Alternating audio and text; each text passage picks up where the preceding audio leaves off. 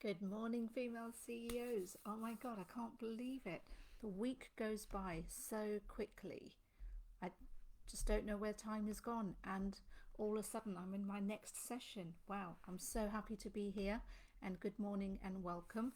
Um, so, for those who don't remember me, I am the resident relationship and dating expert. And today I wanted to speak to you regarding another topic. But before I start that, I'll give you a little spiel. As these get going, I'm really hoping that you guys will start interacting more and maybe reaching out privately, of course. Let me know the topics and things that you would. Good morning, Alana. Thank you so much for joining me, and thank you so much for the red. Yes, I love red. It's just that vibrant, wonderful colour, and of course, it is the colour of relationships and love, so it's quite fitting. Wonderful to have you join me. I was just basically saying to all the ladies, please reach out to me privately, of course, and let me know of any hot topics you want me to cover. Because the more I know what you guys want, the more I can give to you guys. But today, I want to talk about getting your needs met.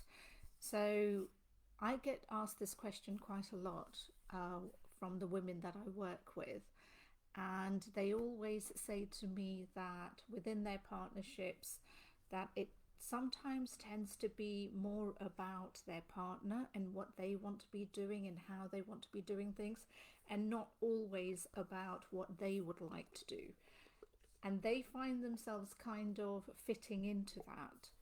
So the common question I ask back immediately is that, actually, have you spoken to your partner? Have you actually spoken to them and voiced this?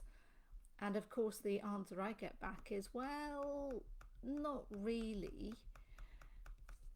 To which, from a coach, I kind of roll my eyes going, well, okay, let's talk about this. So what I'm talking about here was the title, which I said is about getting your needs met. And the fundamental thing that I find with my clients when I ask them that question is, do they know what their needs are? And a lot of them don't actually have the clarity of knowing what their needs are in a relationship. And this kind of goes back to the first topic which I spoke about last week, which was says the woman, and she's now having to think about what was the topic I spoke about last week.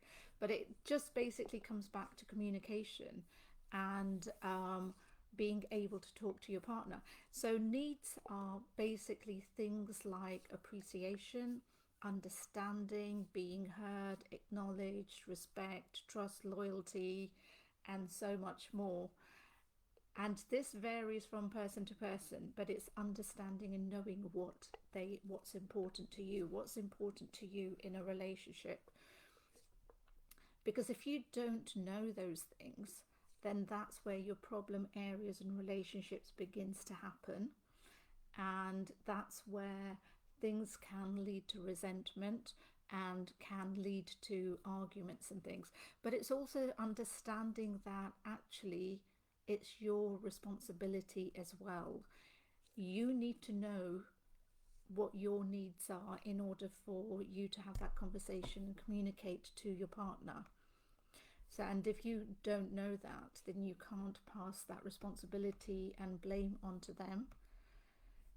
So best thing to think about is, in your previous relationships, where was it that you kind of felt you were in a similar situation of maybe having that frustration? Maybe you were the one who was always giving into, whatever it was that your partner wanted to do first, and kind of taking a back seat with regards to what you wanted to do and how you wanted to do things. So one of the things, as you know, when you get to know me more, and as I keep doing more and more of these segments, it'll probably be a repeat pattern that you're going to go, oh God, she's always talking about it. But it does actually always come back to the fundamental of, where was it in your past that you first encountered this pattern, you first encountered this happening in your life? everything we do always comes back to our past. Where was it when we first had this happen to us? Because subconsciously we've stored that. And as we've stored that subconsciously, what that then means is that throughout our lives we've been repeating that pattern. So in order to change that pattern is really to go back to the first timeline and understand that. So when you know that, then you can start to, look at these things. And we don't want to get into that comfort zone of going, oh yes, but it's fine, I'm a giver, it's fine if we do what our partner wants to do, he or she wants to do, it's okay, I'm all right with that. And trying to talk ourselves into a mindset that this is okay and we're okay with it. Because what you're really doing is wanting to avoid having that uncomfortable conversation, or what you may perceive to be an uncomfortable conversation. And you don't want to do that, because in order to build a fundamental,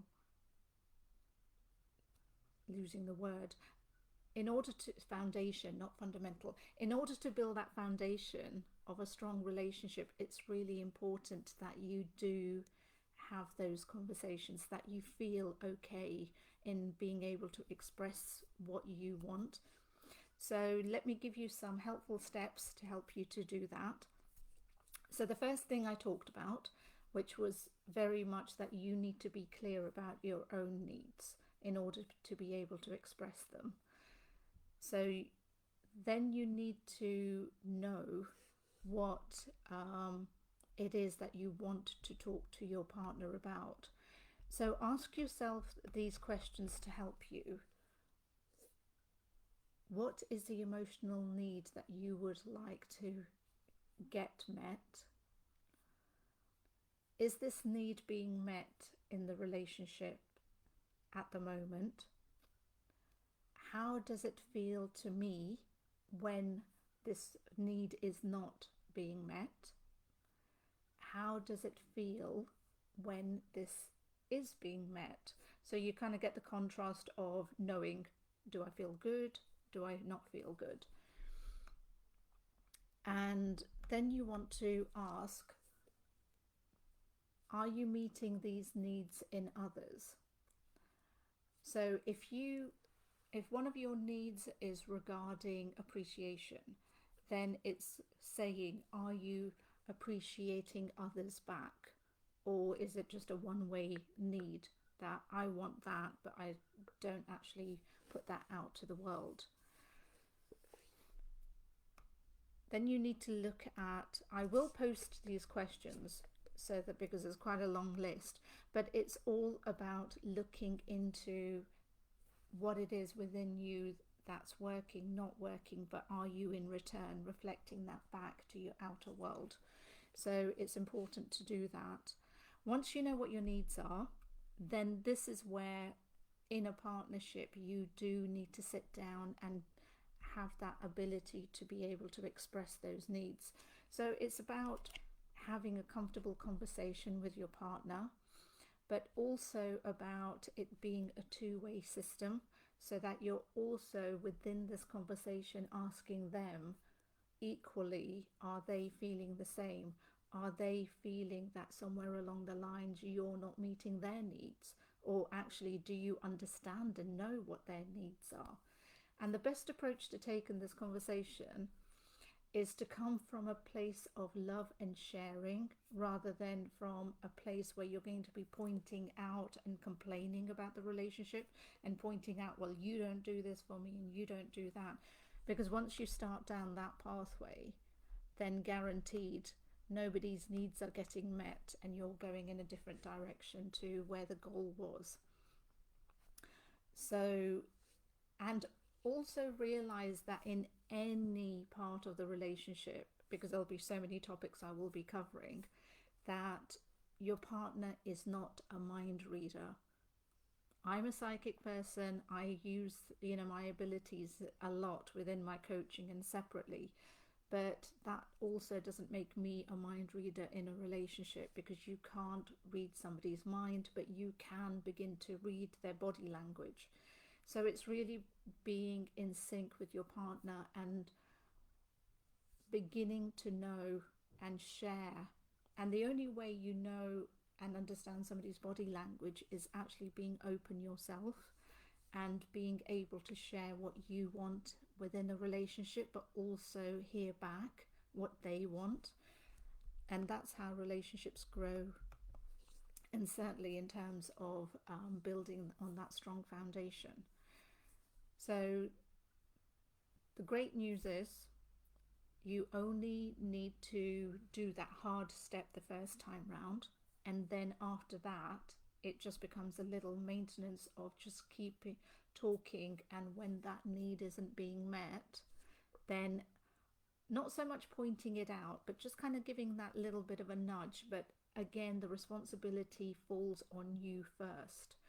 Remember that you need to meet that need in yourself first before you can then sit there demanding or asking that your partner should be doing that for you. And do this in a balanced and respectful way, so that you are meeting those goals of yourself, but also your relationship. So we all want to be loved, we all want to give love, but in order to do that, we need to know and understand ourselves within that process. So I hope today's topic has helped you, ladies. I hope that whoever it touches, it will help. As I've said before and after, please feel free to reach out to me, message me, comments privately, however you may want to, and I will put all my details underneath. But let me know if this is helping. Let me know of anything else that will come up.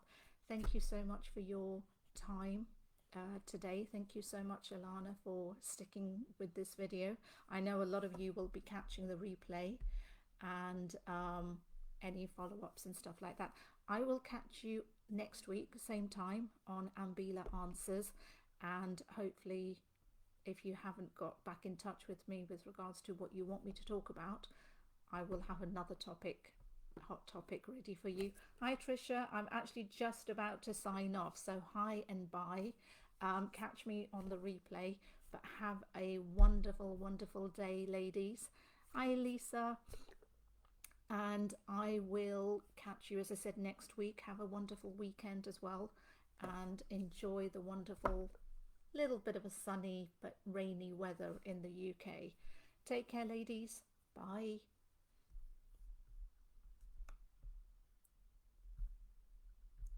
Whoops, it wants to end.